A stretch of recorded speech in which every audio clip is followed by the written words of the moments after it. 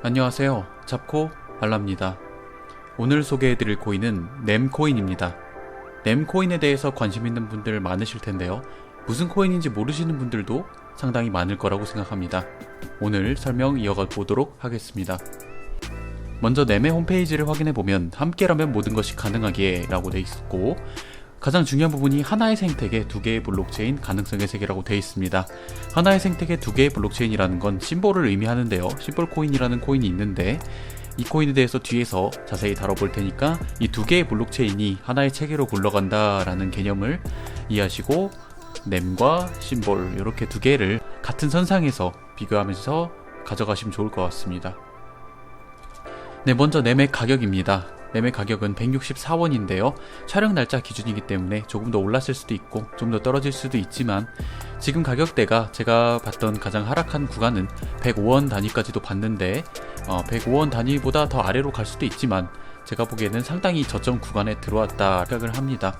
그리고 넴에서 가장 중요한 부분은 여기 오른쪽에 보시면 항상 언급해드리는 유통 공급량이 100%다. 100%다. 앞으로 더 이상 넴은 공급할 예정이 없으며, 그리고 넴이 공식적으로 밝힌 내용이 더 이상 앞으로 유통 계획은 없으며 추가적으로 발행도 계획에 없다. 즉 가격적으로 매우 큰 이점을 발휘할 수 있는 부분이 이 유통 공급량에 있습니다. 이 부분은 확실하게 잡아가시면 좋을 것 같고요.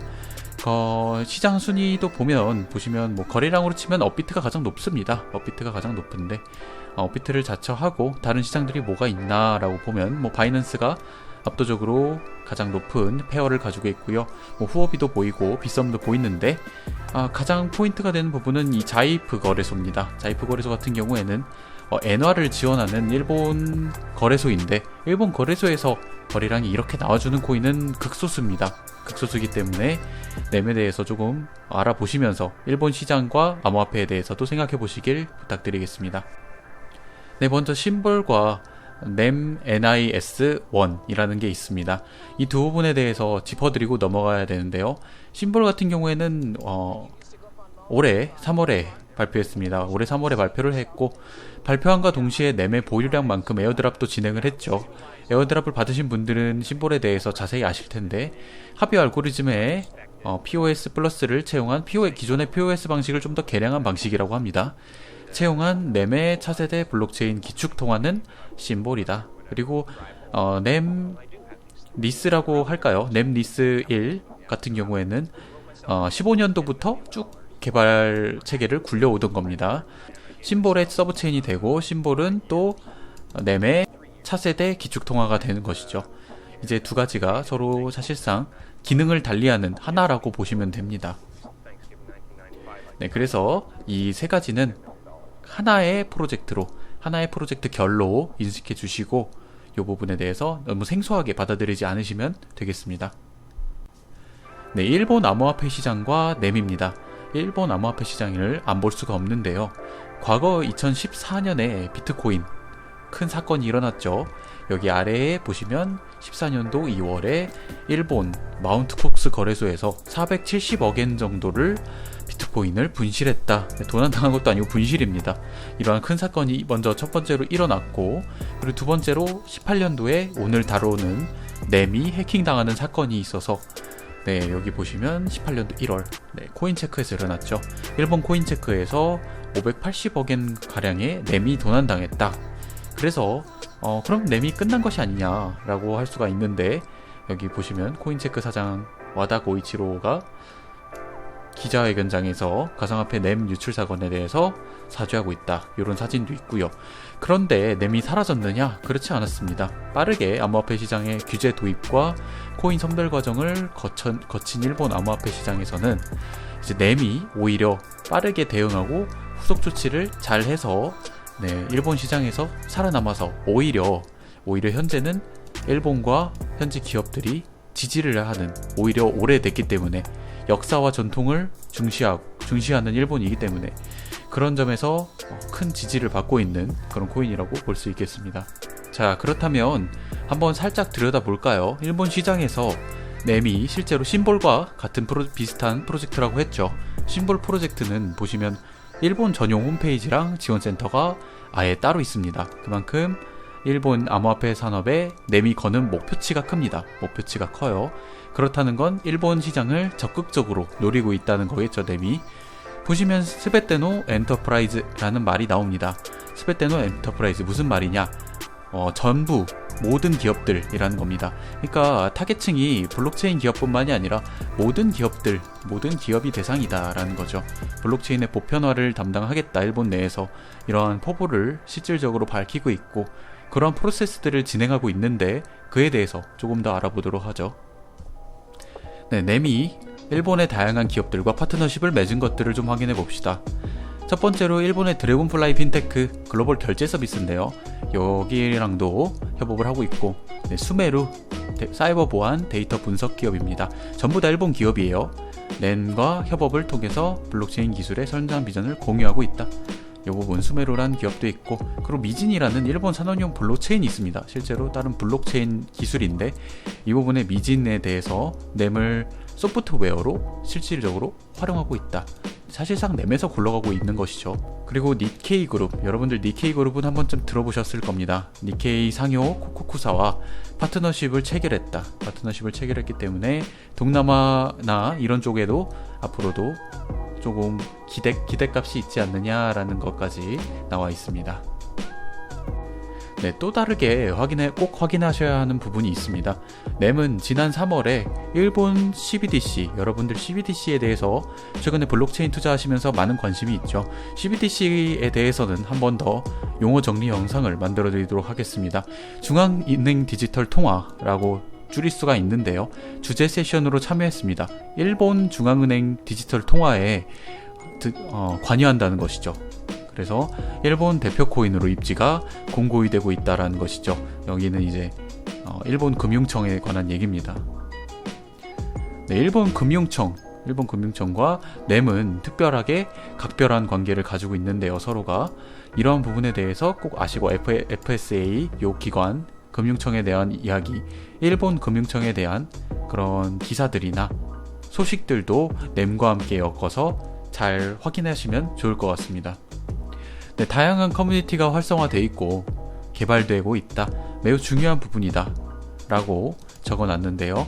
네, 램 같은 경우에는 다양한 부분에 대해서 지원을 하고 있습니다. 램 포럼이죠. 여러분들이 모여서 이야기를 나눌 수 있는 포럼이고, 헬프데스크, 가이드 같은 거고요. 그리고 램쇼, 이 부분은 이제 스트리밍 서비스 같은 것도 추후에 진행한다는 것이죠. 그 램 허브 역할을 하는 것입니다. 그리고 페이스북, 인스타그램, 트위터, 레딧까지 다양한 SNS도 지원하고 있는 것을 확인할 수가 있죠. 이러한 부분이 활성화되어 있고 실제로 구동되고 있는 것을 체크해 봤을 때 램의 추후의 확장성에 대해서는 상당히 긍정적이다라고 평가할 수 있겠습니다. 또 그 다음은 FCAS 점수입니다. 여러분들 플립사이드 크립토 많이들 확인하실 텐데요. 플립사이드 크립토 점수를 확인해 보면 691포인트, 그리고 등급은 B 등급. SA 아니면 불안한 거 아닌가요? 라고 하실 수 있지만 B 등급 정도 이상이면 중상위권이라고 보시면 되고, 기술 개발에 있어서 무리 없게 이어가고 있다라고 판단하시면 되겠습니다. 더 다른 기술 지표들을 확인해 볼까요? 네, 심볼 중심으로 개발 중인 것이 기더브에 나와 있습니다. 램으로 검색하시면 프라이빗 프로젝트 말고는 확인이 안 되실 겁니다. 그렇기 때문에 심볼 쪽으로 넘어오셔서 공유하고 있는 프로젝트들을 확인해 보실 수가 있는데, 보시면 SDK 같은 경우도 오늘 당장 20분 전에도 업데이트가 되었고, 핸드북과 관련된 심볼에 관련된 업데이트, 그리고 테크니컬 리퍼런스 같은 것들이 계속해서 올라오고 있죠. 그리고 클라이언트 업데이트랑 타이프스크립트 같은 SDK와 관련된, SDK 하면 여러분들 소프트웨어 디벨롭 키트라고 했죠. 개발 키트라는 겁니다. 이러한 부분들이 계속해서 쭉쭉 올라오고 있는 것들을 확인할 수가 있습니다. 무려 하루 동안만 해도 이만큼의 소스들이 올라오고 있는데, 실제로 빈 소스들도 아니고 탄탄한 소스들인 것을 확인해 봤을 때 심볼 같은 경우에 개발이 아주 잘 이루어지고 있다라고 개인적으로 판단이 됩니다. 네, 심볼의 실질적인 지원과 정보들은 심볼 사이트에 들어가셔서 이 내비게이션이라는 곳에 들어가시면 리퍼런스와 콘셉트들을 다 확인하실 수가 있으니까 이쪽에 들어가셔서 SDK가 어떻게 되어 있는지 그리고 어떤 프로젝트들이 진행되고 있는지 확인하시면 좋을 것 같습니다.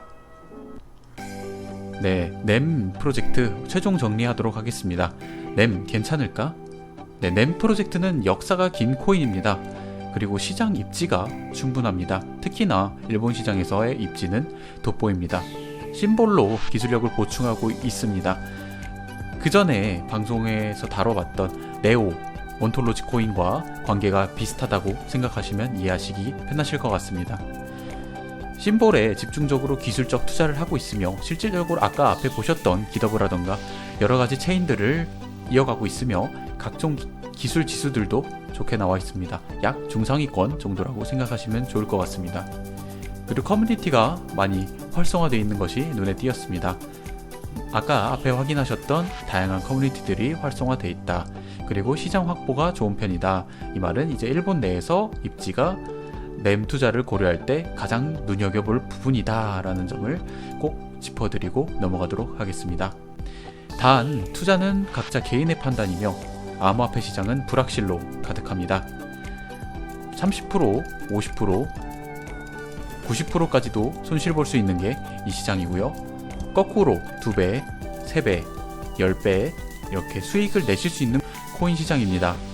그러한 점들을 꼭 인지해 주시고 그에 맞춰서 수익을 기대하시는 만큼 리스크도 생각하시고 리스크를 꼭 관리하시는 매매를 하셨으면 좋겠습니다.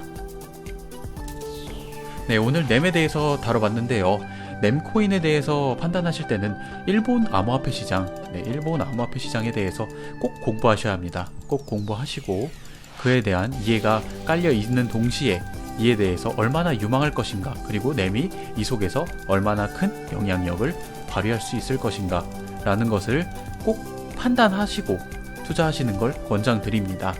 왜냐면 NEM 자체가 아까 기술력적으로도 중상위권이라 그랬고 특수한 기술력들이 뛰어난 것이 아니기 때문에 어떤 특정한 기술력이나 포인트들보다는 일본 암호화폐 시장 내에서의 입지라는 부분이 상당히 이 코인의 성패에 중요한 부분입니다.